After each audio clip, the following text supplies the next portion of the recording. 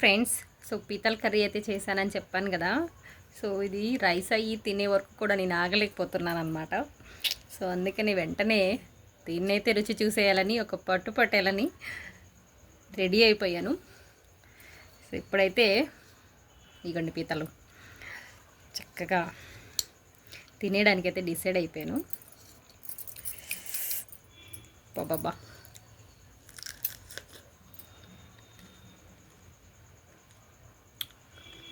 ఎంత బాగుందో.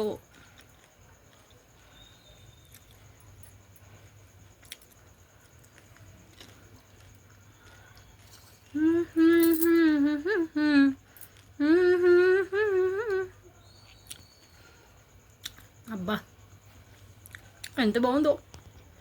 మీరు తింటారా పీత?